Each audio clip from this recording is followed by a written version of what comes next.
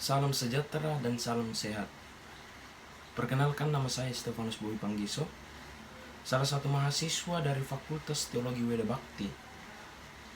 Dalam video ini saya akan menjelaskan mengenai krisis lingkungan hidup yang diakibatkan oleh tindakan manusia terhadap alam. Setelah saya merenungkan dalam waktu yang cukup lama untuk memahami krisis lingkungan hidup yang diakibatkan oleh tindakan manusia sendiri, kini saya akan menjelaskannya. Sebelum saya masuk ke dalam inti pembicaraan mengenai krisis lingkungan hidup yang diakibatkan oleh tindakan manusia, pertama-tama saya akan memberikan kalimat-kalimat pengantar untuk mengantarkan kita memahami dan mengerti inti pembicaraan kita hari ini. Krisis lingkungan hidup merupakan masalah yang semakin hari semakin besar, serius dan meluas dalam kehidupan, dan juga merupakan masalah bersama, dan persoalan tersebut bersifat nasional dan global. Dampak-dampak yang terjadi terhadap lingkungan tidak hanya berkaitan pada satu atau dua segi saja, tetapi saling berkaitan satu sama lain. Apabila satu aspek mengalami kerusakan dari masalah-masalah lingkungan, maka berbagai aspek lainnya akan mengalami dampak atau akibatnya. Krisis ekologi dalam kekinian sudah menjadi ancaman serius bagi kehidupan kita.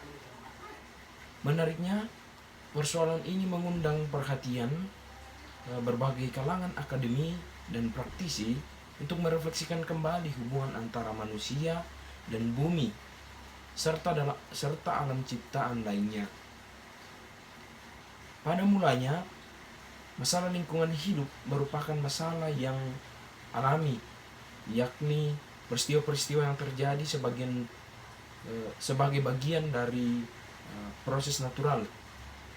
Nah, proses natural ini terjadi tanpa akibat-akibat yang berarti bagi tata lingkungan itu sendiri, kemudian dapat pulih kembali secara alami.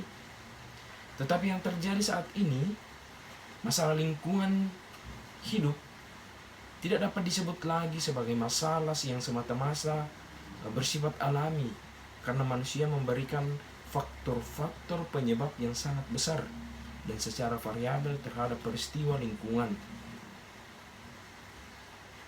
Maka dari itu, persoalan-persoalan lingkungan seperti kerusakan lingkungan akibat tindakan-tindakan yang dilakukan oleh manusia seperti pemanasan global, banjir, pencemaran udara, rusaknya ekosistem laut, kerusakan hutan, dan bahkan pencemaran tanah, dan masih banyak yang lain sebagainya.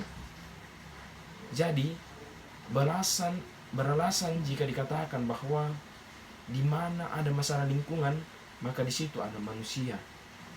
Jika berbagai permasalahan lingkungan ini tidak dicari solusi, maka keberlanjutan kehidupan manusia di dunia ini akan mengkhawatirkan. Hal ini dikarenakan alam menjadi sumber pemenuhan segala kebutuhan hidup manusia, yaitu penyedia udara, air, makanan, dan lain sebagainya.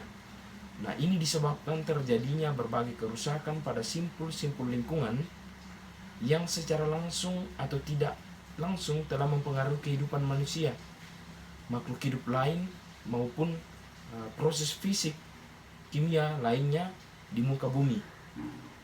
Kejadian ini tentu saja terasa secara global, nasional maupun lokal di sekitar kita. Di sini saya akan menjelaskan beberapa masalah lingkungan hidup dan penyebabnya bagi kehidupan makhluk hidup yang menurut saya sangat berpengaruh yang kita hadapi saat ini. Yang pertama itu polusi.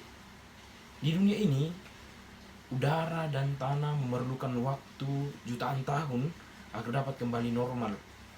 Sektor perindustrian dan kendaraan adalah sumber pencemaran yang utama dan terutama.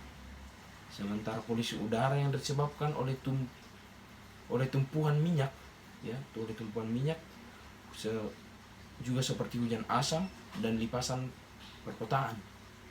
Di sisi lain, pencemaran udara disebabkan oleh berbagai gas dan racun yang dikeluarkan oleh industri dan pabrik, serta sisa pembakaran bahan bakar fosil. Nah, sedangkan pencemaran tanah terutama yang disebabkan oleh limbah industri yang merusak unsur hara dan zat nutrisi di tanah yang penting bagi tumbuhan. Kemudian masalah lingkungan yang kedua yaitu populasi. Kelebihan populasi ini mencapai tingkat yang tidak berkelanjutan karena menghadapi kekurangan sumber daya seperti air, bahan bakar, dan makanan.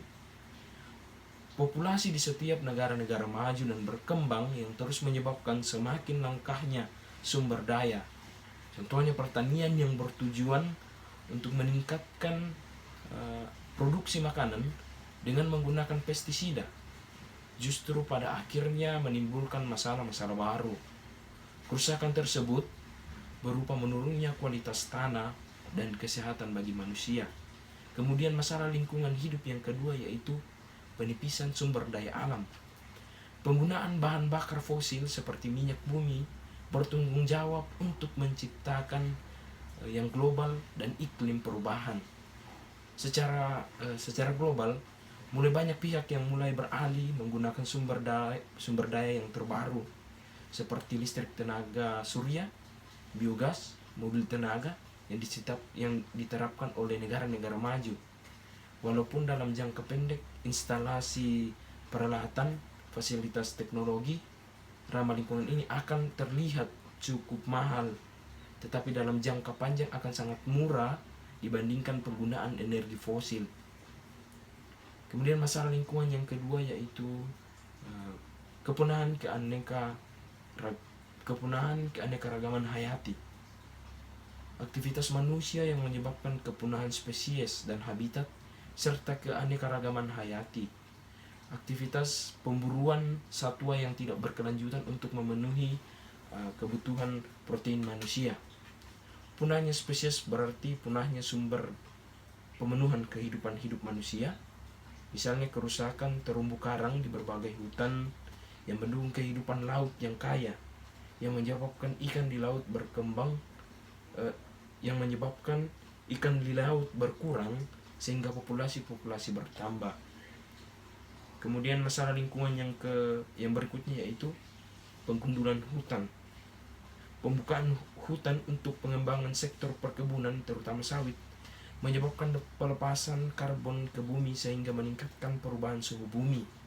Hutan yang benar-benar menyerap racun karbon dioksida hasil pencemaran kemudian menjadi oksigen, membantu menciptakan hujan, menjadi habitat bagi berbagai jenis satwa yang penting untuk mendukung kehidupan. Kemudian masalah lingkungan hidup yang berikutnya yaitu penipisan lapisan ozon.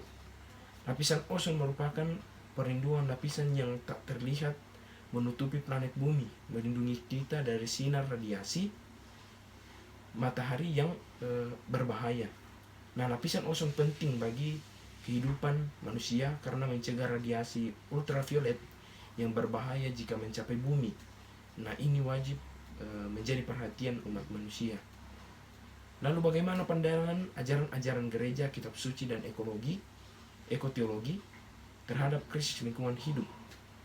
Nah, krisis global yang terjadi mendorong Bapak Paus Fransiskus menerbitkan sebuah ensiklik yakni Laudato Si yang merefleksikan relasi manusia dengan alam ciptaan lainnya. Nah, ketika kita diperhadapkan dengan kerusakan lingkungan global, Paus Fransiskus ingin menyapa setiap orang yang hidup di planet ini. Dengan tegasnya Bapak Paus Fransiskus mengatakan bahwa akan tidak berguna untuk menggambarkan gejala-gejala krisis ekologis tanpa mengakui akarnya dalam manusia. Dengan dikeluarkannya ensiklik Laudato Si, Paus Fransiskus mengajak manusia untuk peduli dan menjaga bumi sebagai rumah kita bersama. Paus mengakui jika akar krisis dari manusia bertolak dari adanya anggapan bahwa manusia merupakan penguasa atas alam semesta.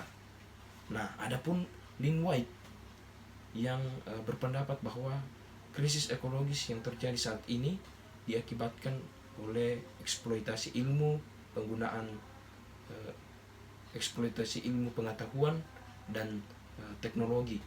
Nah, Paus mencatat bahwa cukuplah melihat realitas ini dengan jujur untuk melihat dan menemukan ekologi yang terjadi saat ini yang juga disebabkan oleh kesalahan cara pandang dan perilaku manusia terhadap alam.